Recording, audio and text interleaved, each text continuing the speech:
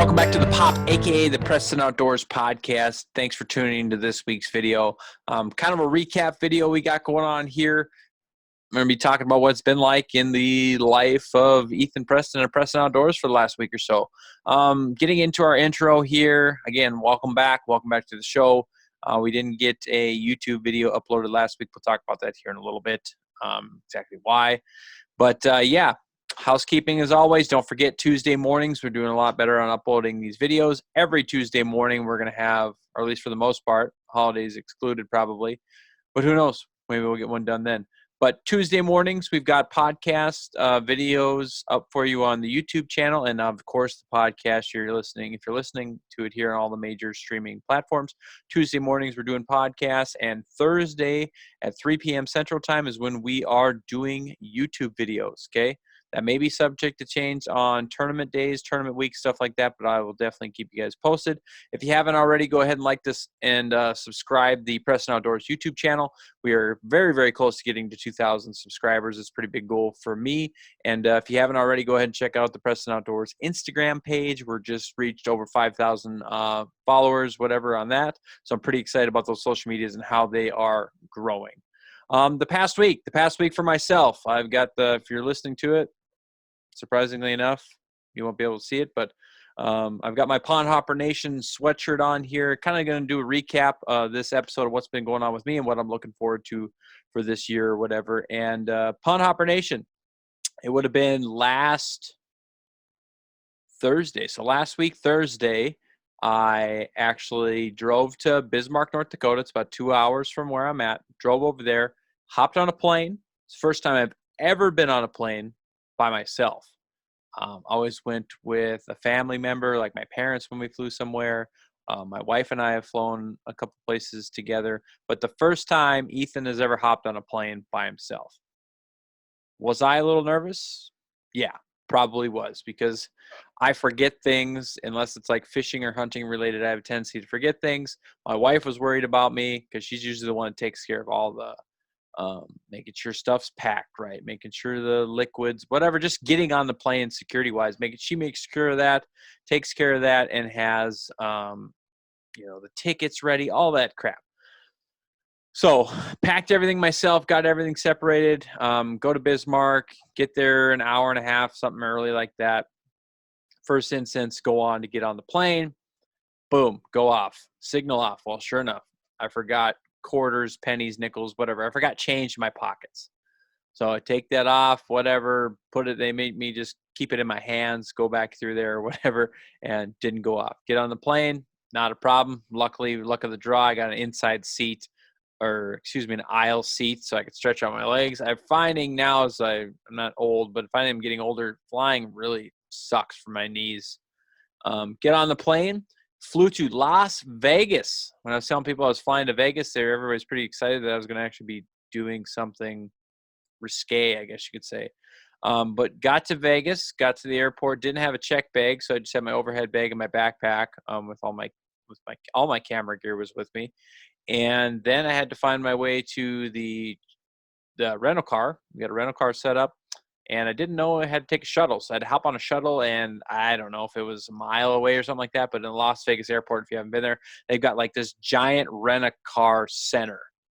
And it's just a building set up for your car rentals. So I went over there, hopped in my car. I got a little Chevy Spark, which is just a tiny, like a Prius-looking car.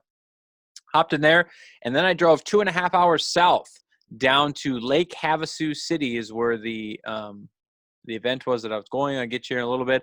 But I drove 2 hours, hopped on a plane for 2.5, and then I drove to Las Vegas, obviously in Nevada. So Nevada, I was in North Dakota. Nevada, had to drive through part of California, and then Arizona. So 4 states, right? North Dakota, Nevada, California, Arizona. 4 states in a day. Headed down there. It's pretty cool country. I mean, just desert. I don't think I've ever been. I mean, I've been to Arizona a few times, but we really didn't go out of town. We're like half an hour south of Las Vegas. It is desert.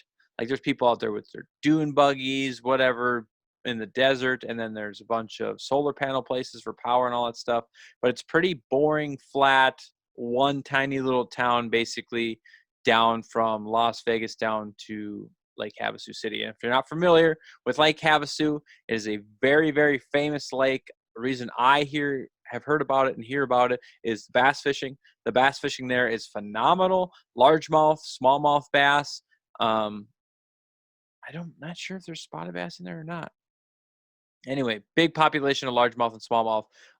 Buddy Cam that we've had on here in the podcast from before, he's fished some tournaments down there and had a chance to do that. But I was down there for Pond Hopper Nation. If you guys don't know what Pond Hopper Nation is, we're going to explain that because we're going to talk about the event, and this will kind of give you a little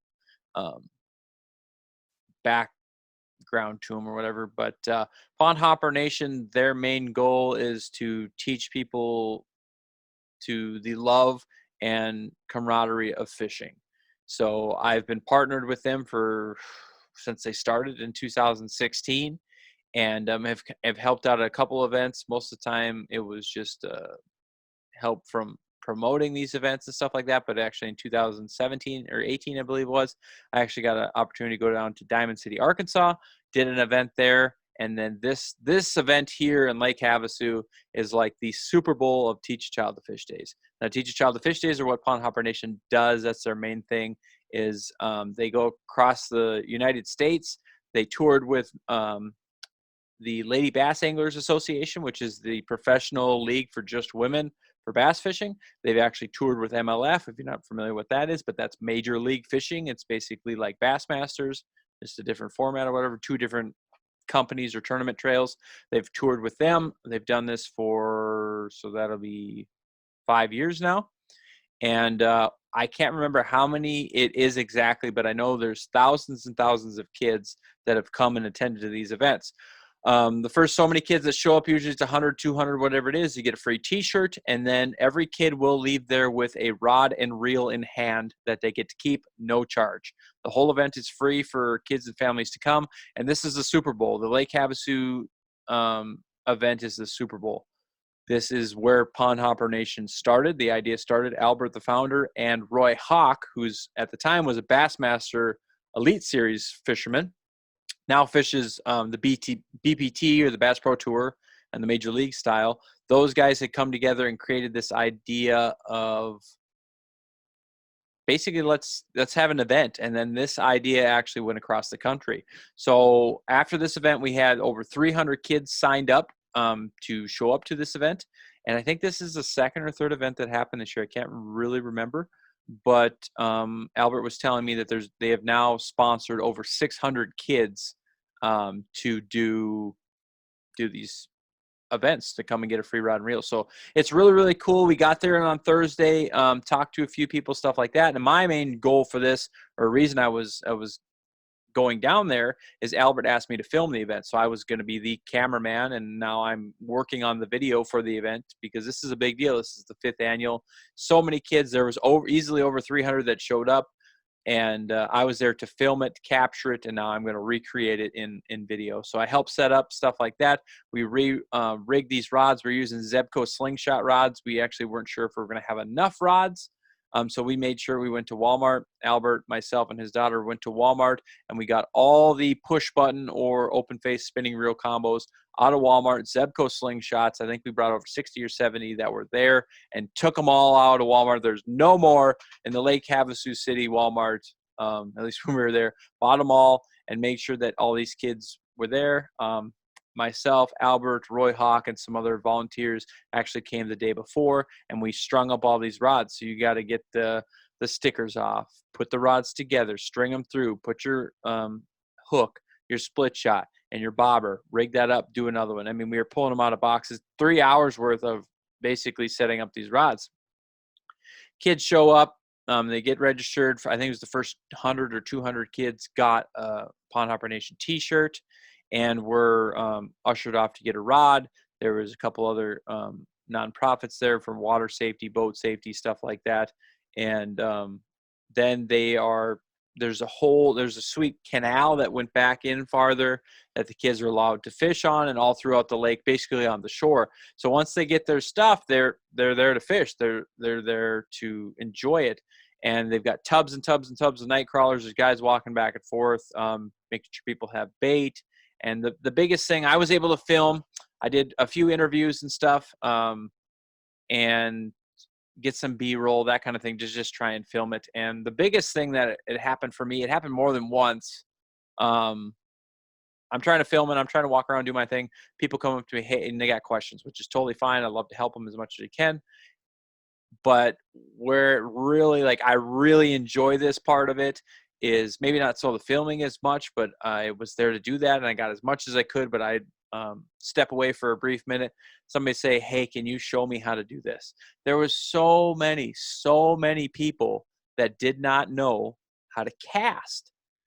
It was a really cool thing about that is that when people were showing up, they found out the event the week before, the day before. They have a registration, people to register, and it kind of gets a head count on how much stuff we need, but it's still open to the public and you can come in. So somebody's like, yeah, I found this on Facebook last night, so we decided to show up, blah, blah, blah. So they show up and they've got some casting rings or like blow up. They're supposed to be pools. They're blow up fish. And they put prizes and stuff in there, and kids are literally learning how to cast. I mean, some kids are, I think it's open from 4 to 17, or basically their slogan for fishing is get them fishing, start them at 4 and they'll fish forever. From 4 till forever is the kind of the slogan for it. And it's true. So these kids are learning how to fish. Their parents haven't fished. I had a lady who looked like a single mother. She had brought both her daughters there, and I was like, is this their first time? And she goes, yes, it is. She was kind of embarrassed. And I was like, no, like, this is awesome.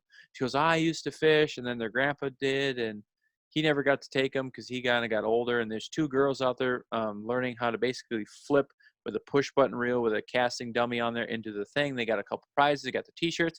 And then I actually ran into them as they were going down to the water. So we got down there. I showed them how to rig up the worm and move the bobber up and down just by, the round bobbers that everybody's used to using, and moving that stuff up in there, and then teach them how to fish. And there's a few fish that were caught that I was able to see. There's a lot more that I wasn't able to because I was running around. Red ear, which is basically like a sunfish, and Lake Havasu is world renowned for their giant red ear.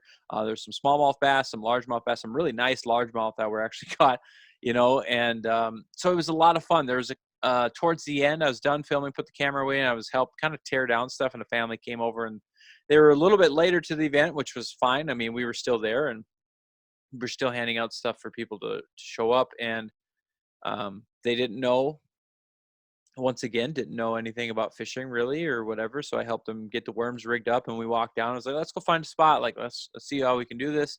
Get down there, and I think one of their kids was like 3 years old, and I was teaching her how to use the push button, to cast, basically very elementary stuff. And the older girl, she must have been about 11, 12, 13, I don't know. And I showed her how to do it. And the first cast, man, she chucked that bobber, almost halfway across the canal, and actually landed right in front of a pontoon that was going by. And I was like, oh, I pulled the line in quick so it didn't get wrapped in the motor. But then, I mean, they were just hooked. The coolest part about this that I'm trying to get to is that these people were from Orange County, California. Now, I asked them, are you guys local, whatever? And they said, we're from Orange County. I said, oh, how far is that? And, I was thinking maybe half hour, 45 minutes. I don't know anything about this region. Lake Havasu is on the border of Arizona and California. So literally halfway across the lake is California.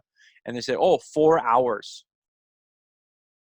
They came 4 hours to take their kids fishing, like, to an event based around kids fishing. Like, that for me, it was kind of like, whoa, like the outreach that these events can have. And the husband was like, yeah, it's been like 25 years since I went fishing. And if I did, 25 years ago, we didn't catch anything. And the older daughter was really into it. I think she'd fished before a couple times or something like that. And the little daughter was trying to figure it out. And and I just getting to talk to them and how there's not much for lakes around them. They really want to get their kids outdoors. They had the 3 girls, the older one, the one was 3 years old, and the one was, I don't know how many months old. She wasn't fishing or anything. But I think for me, it was over in a flash, man. It was like 8 to 3. It was over super quick. Most of the time it takes for prep to do the events. But like I said, the the one thing that stands out to me for both of these events that I've been able to help out with is everybody is super, super happy. Like, just, it's fun to be around it. Yeah, there's stress of setting it up and make sure things run smoothly and all that kind of thing from behind the scenes. But that's just with anything that you're doing behind the scenes. But the awesome part of it was that these family were happy, the kids were happy, and most of them did not catch fish. Like, it just how it goes. It was super windy when we were there. They didn't catch many fish, but that's just how it goes. But they all were like jacked, that I could see, like super excited to be fishing. We're trying it and asking a million questions. And I don't know. It could just be me rambling here, but this is kind of my podcast to talk about what I want to talk about. I don't know. It was just a really cool event. And if you haven't got somebody into fishing, or taking somebody that's been younger and got them into fishing, or at least taken them with, had them try it out, I really, really encourage you to do it. I've taken some kids out in my boat. Shoot, my wife's younger cousin, all their younger cousins, like they were, I don't know, young. And we started hopping the boat, started taking them fishing. I was in my dad's boat first. We would fish out of the paddle boat. Then I got my bass boat, and we fish out of the bass boat. And now the older one, he's got his own bass boat. He's doing his own fishing thing. And, it's really cool. I find that some of the younger kids, or whatever I call them, you take them out fishing, and they like it, and they go off and do their own, and it's whatever. I mean, they gotta, once you like it, you want to expand it more, you get your driver's license, you go off, you don't need somebody to take you fishing. But it's a really, really cool thing for me, especially bass fishing. Taking someone out, let them catch the first bass, and just the difference between a lot of the kids that I've taken out before weren't into bass fishing really. They wanted to catch walleyes and stuff like that. But just getting kids out fishing, to me, really is a motivation to do these events more. And one of the things I really enjoyed, and it'd been a couple of years since I've been able to do the event, and it's just been awesome. So, not because they're a sponsor of mine or a company that I've been partnered with for the last few years, but they are the biggest, I think probably one of the biggest, or the biggest organized kid fishing events in the United States.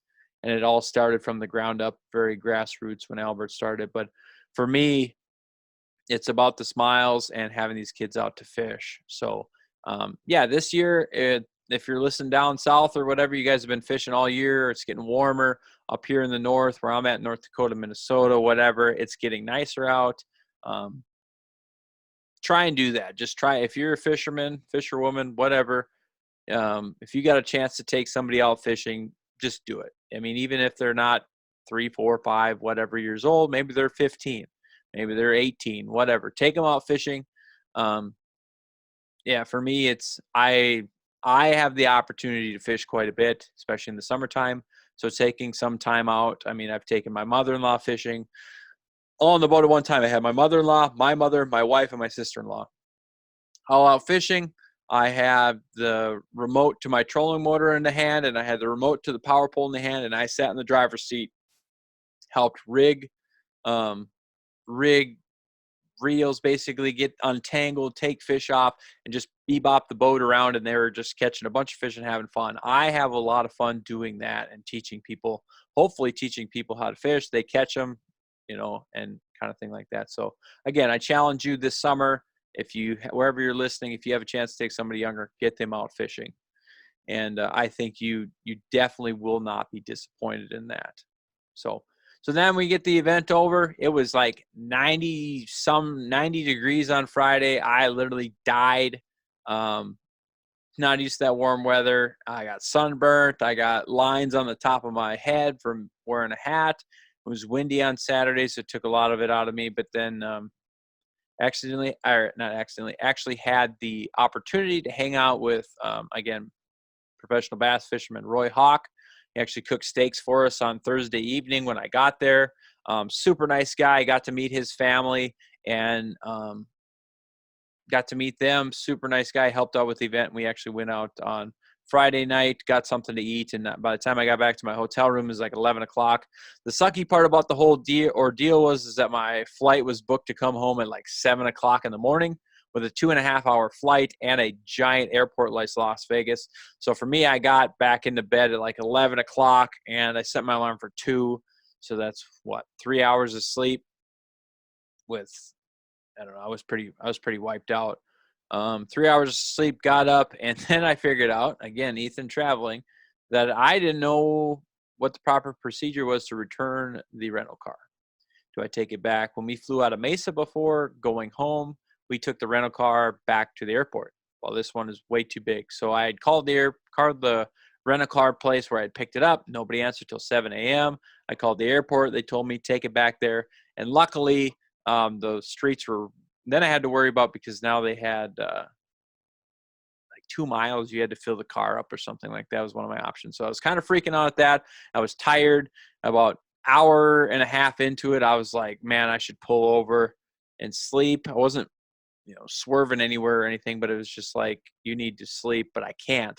Get there, finally found out I can just return it to where I picked it up. Now I got to take a shuttle. I got to take the shuttle back to the airport, and every 15 minutes. So it's like we start boarding the plane at 6:15, and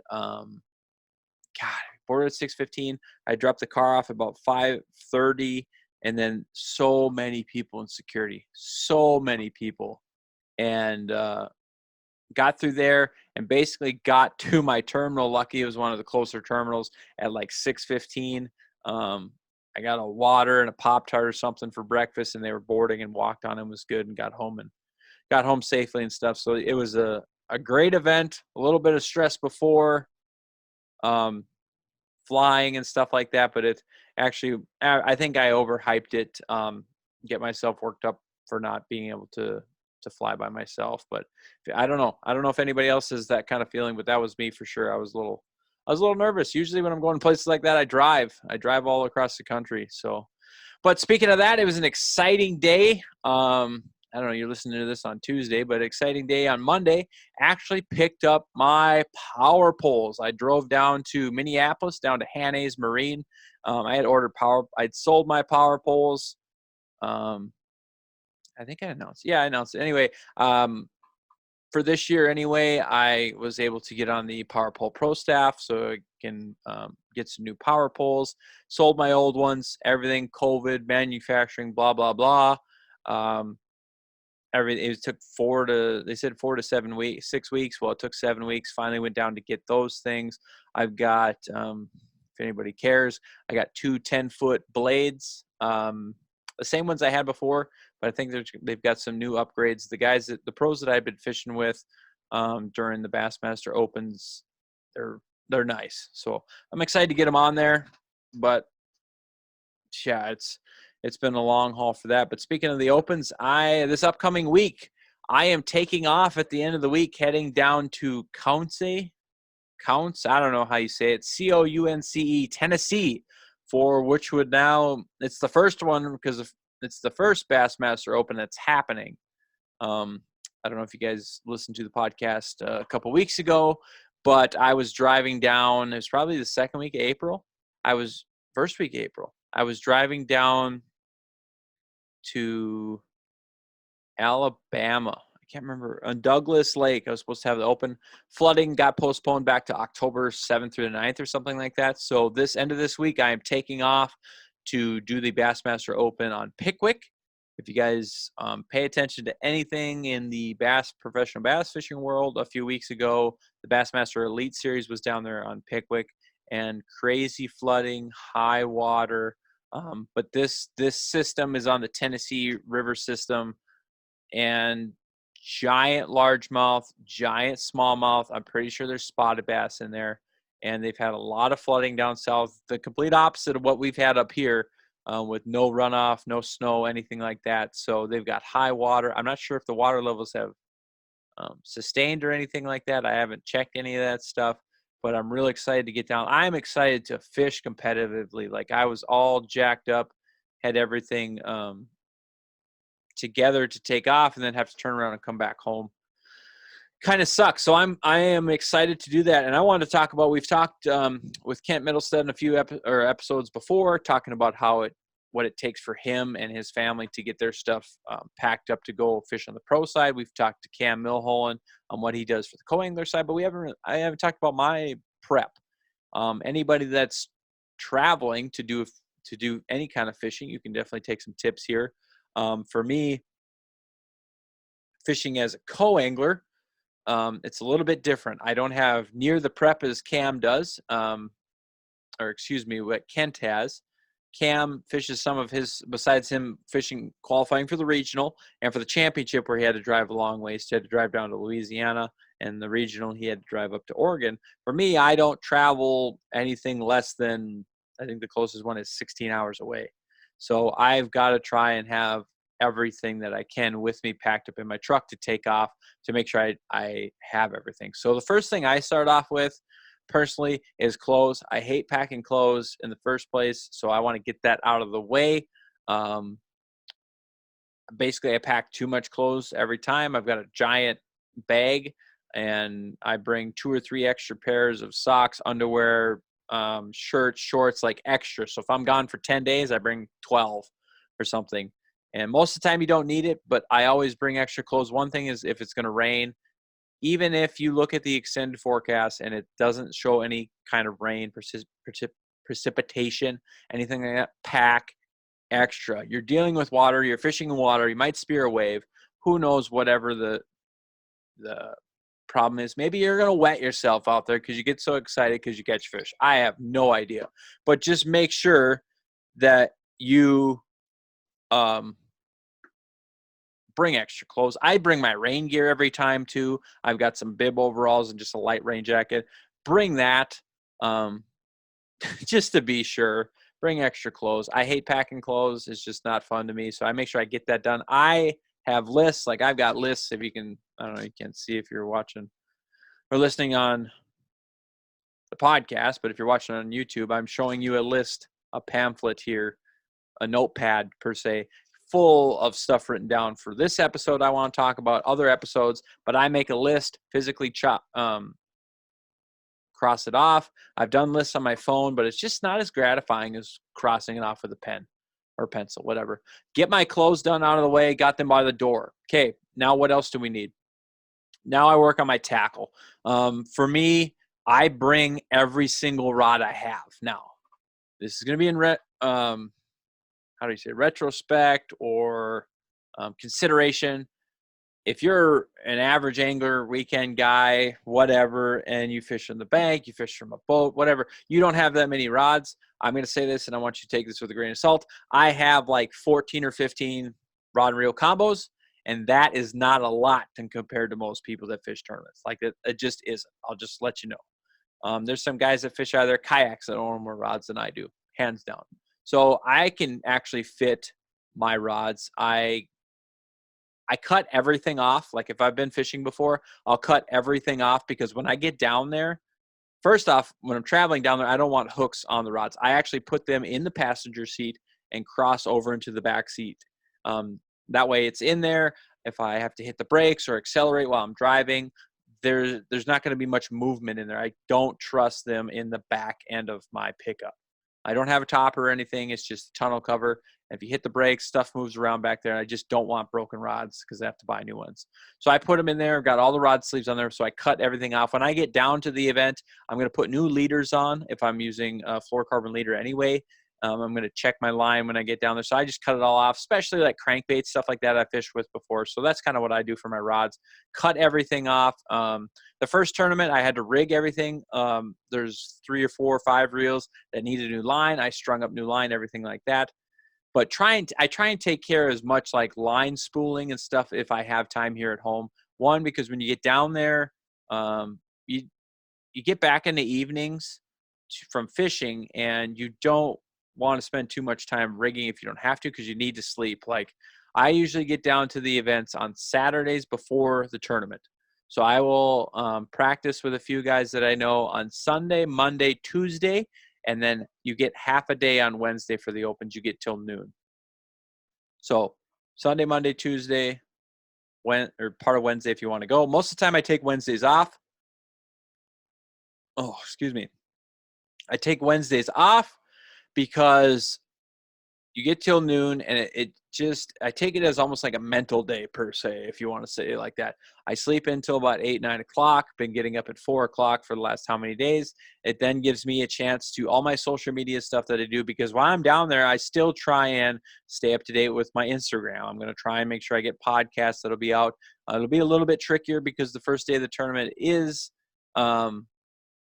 on a Thursday, so I might upload a video later on Thursday. I'm not 100% sure how I'm going to do that, but I still try and do stuff on social media while I'm down there and not just completely zone it off, because one, it's not fair to the people that really care about you and that want to have up to date on what's going on. And two, it helps your social media accounts to just continue to stay active with all algorithms and all that crap.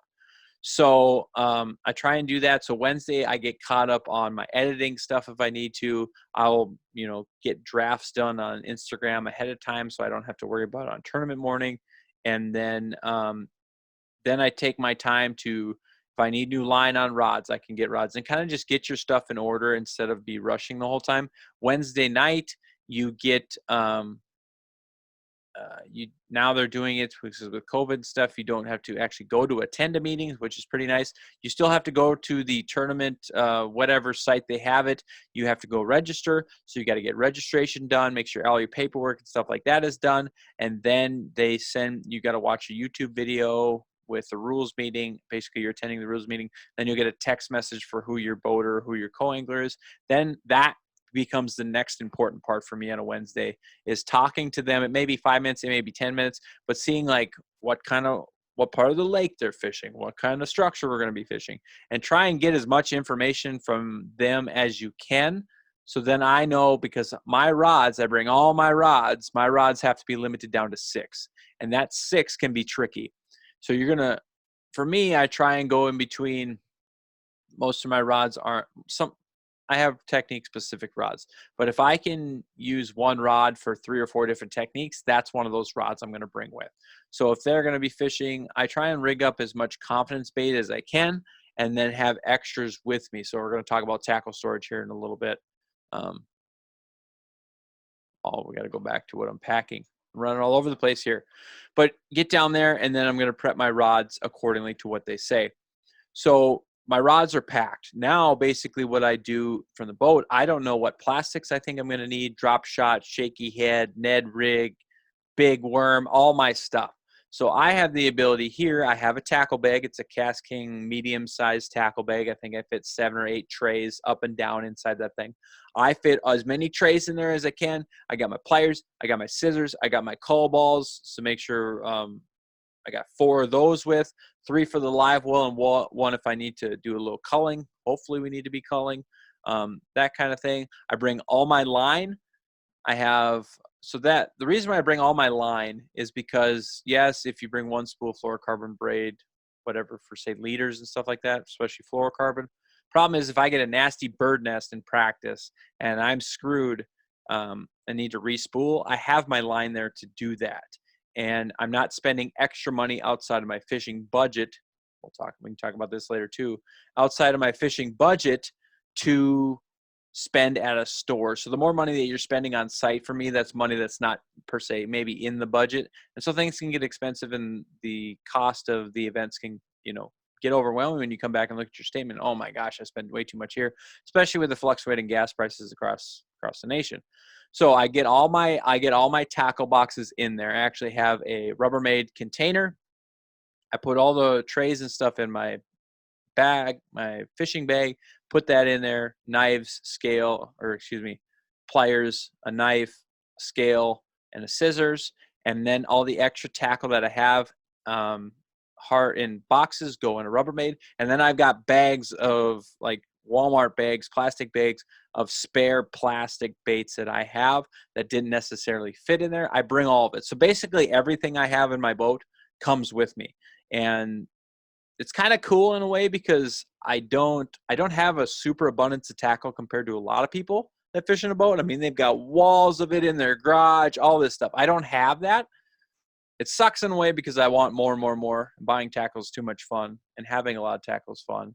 But it's a blessing also because I don't have a lot to bring with me. Got 15, 16 rods and 2 tubs full of tackle boxes. So then I can get that in there. The next thing I want to make sure is obviously we have that checklist. We've got our clothes, we've got our tackle, we've got our rods. You need to make sure that you have cash. I always pull, I don't know how much. It just depends on the event, how far I'm going. But pull some cash out and use it on and have it on hand in case you got to come across toll booths when you go down south, or you've got I don't know, just extra spare expenses. Maybe your credit or debit card gets flagged because you're out of the state or something like that. It's always nice to have a little bit of cash on you just in case an emergency in the event. Next thing I do is make sure that what you should be checking anyways, make sure oil levels are fine on your vehicle, because I'm going to be putting on how many thousands of miles, driving, 16, 18 hours straight, maybe a 5-10 minute stop for gas and get something to eat. Maybe we'll talk about that here next too. Get something to eat, or there has been times where I have to pull over and take a nap because I'm just super tired, which is perfectly fine. Make sure everything in your vehicle is checked and fine. Oil changes will be done. Tires checked, whatever you have to do there. But get that done, and then I pack some food. I do this most of the time. I've got a cooler inside the cab there. I'll bring a loaf of bread, some turkey and ham. I don't like whatever you like on a sandwich. Some Mountain Dew, sunflower seeds, water, because even if you're driving these long distances, you need water. And what else? Oh, I got to have a Bang Energy just in case you get tired. I enjoy a couple of those. But plan ahead. Again, you're not spending extra money at McDonald's. There's two reasons for this.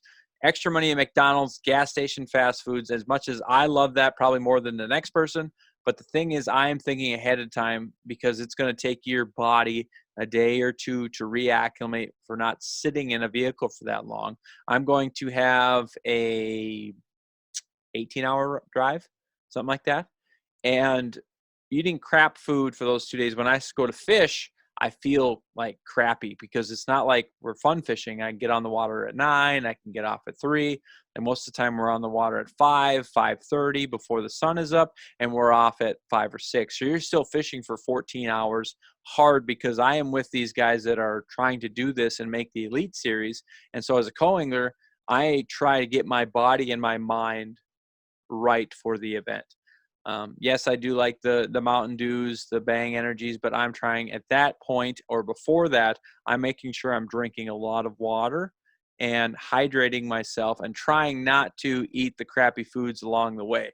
May pick up something here or there because I get tired of a sandwich or something like that. But for who's ever traveling to do fishing tournaments, or who's ever doing the co-angling thing like I am, I don't know if you even care about this stuff, but it's something that I've learned over the last couple of years of doing this that helps me personally. So get down there. We fish for those days, practice, tournament, boom, boom. This year in the Opens, we only get to fish 2 days. We get to fish Thursday and Friday, and then they crown the winner for the co-angler side. And so most of the time I get back, end of the tournament, I have all my stuff packed up, cut everything off, get the rods out, load everything up, and try and get some sleep. I mean, you're basically exhausted. It's like you hit your second window after 2 tournament days in a row, fishing hard, sun, weather, whatever. Everybody knows how it is. Gets beat up, and then I try and go to sleep. And if I can, I'll get up and try and see if I can make it all the way back home. So that's going to be my week in a nutshell. I absolutely love it. The competition is amazing. And just competing against yourself, competing against the fish, and then being able to travel across the country. I really do enjoy going places with my truck, just hopping in, taking off, going for a common goal of fishing. And I want to see if I can finish higher. Last year, I fished 3 out of the 4 events of the Central Opens. I finished out of 374 co-anglers that fished the events. I finished 48th place. So I made a top 50 in Angler of the Year points, and I didn't even fish an event. So I technically got a 0, so it could have been higher. So I want to try and see. That's kind of my end goal, is to fish higher than 48th. But I just want to catch fish, man. The second day of every tournament last year, I didn't bring in a single fish, so I didn't get to weigh in. I had some chances, lost some fish, or didn't even get bites in a couple of them. So I want to fish cleaner. I want to fish smarter. Part of the reason why I'm not trying to eat a whole crap load of junk food on the way there, I feel like I can fish a little bit cleaner. but I want to learn. That's the biggest thing. I could suck for every tournament this year. Hope, knock on wood, hope it doesn't happen. But for me, I want to learn these events. The co-angling thing and wing angler of the year, getting a check for a co-angler isn't my motivation. My motivation is to get enough sponsorship dollars, support from you guys, from social medias and stuff, and I'll talk about that in a little bit, but make it and fish the opens as a pro, fish it as a boater, have enough funds and experience to these lakes, because it's cyclical. I mean, these lakes will come back around. So when you learn and fish tournaments on these lakes, they will come back again. The communities really love having these tournaments there, so you will actually go back to those events. And so if I go back as a boater and I was there as a co-angler and I just sloughed off, who cares, doesn't really matter, these guys need to catch them, just put me on fish and I'll try and catch them. That attitude, I feel, for me in the long run, it'll hurt me, because I'm going to have to spend more time, not necessarily finding spots, but more time researching what you should do.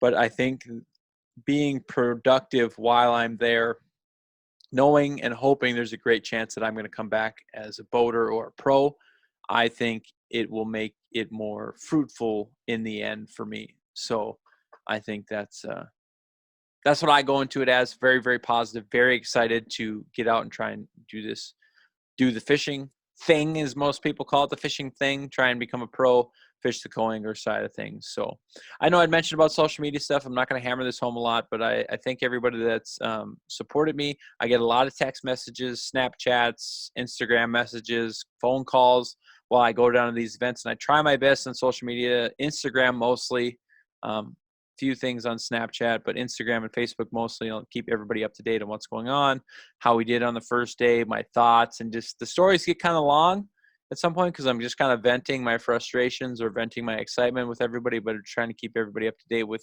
the posts. But like I said, if the support, a lot of the guys show is following. If you follow on any of the Preston Outdoors stuff, like I said, I always say is Facebook, Instagram, YouTube, even TikTok, or check out the Preston Outdoors website, or listening to these podcasts and stuff. The higher numbers, believe it or not, a lot of companies, when you're looking for partnerships and stuff, they look at your numbers, like how many people can you reach.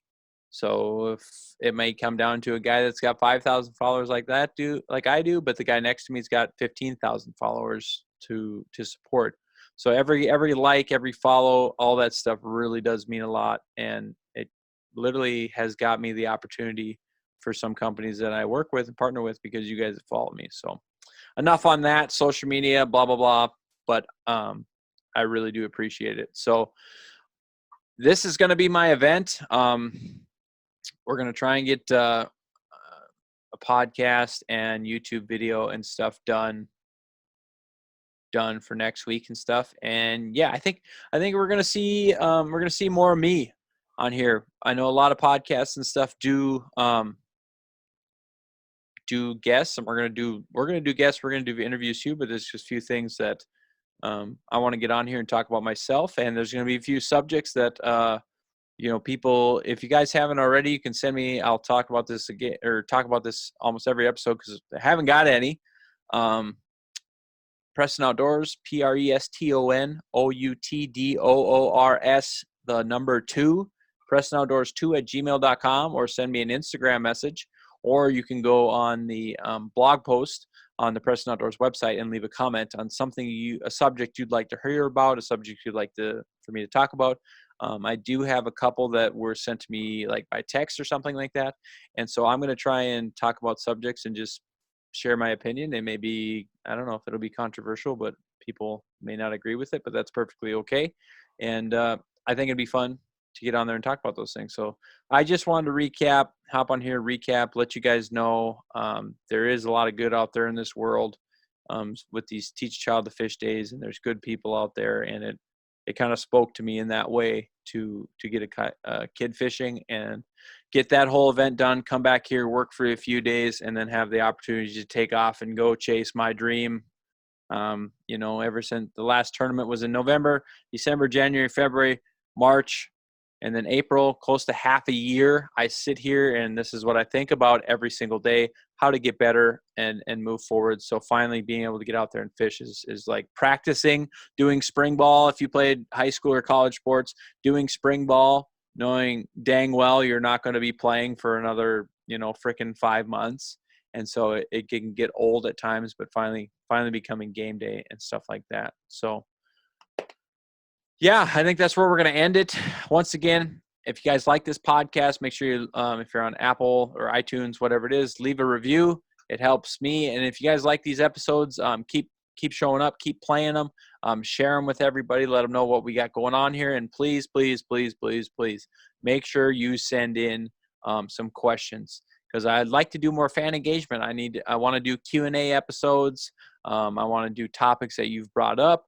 And without that, I'm going to keep coming up with topics. We're going to keep talking about them, but I'd really like to hear from you guys. And since we don't have a live platform, maybe in the future, this is the only way I can think about getting some questions from you guys and being able to, answer what's going on. So that's the up to date, what's going on here with me over here at the P.O.P.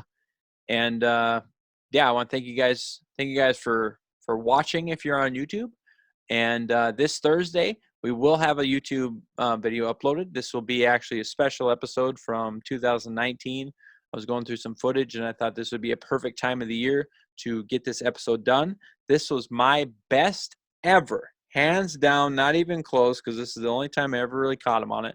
But we had Steve Basinger on last episode, and we talked about the jerkbait.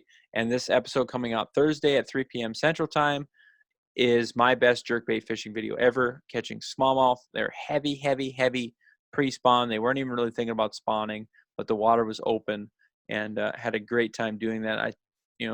You'll see me fishing a jerkbait a little bit differently. I am literally cracking the whip on that thing because that's the only way I could get the smallmouth to bite. So go ahead and be sure to check out that video as well. And welcome back. Welcome back to the P.O.P. Thanks for listening. And I hope you guys tune in next time. And thanks for watching or listening. So we'll catch you later.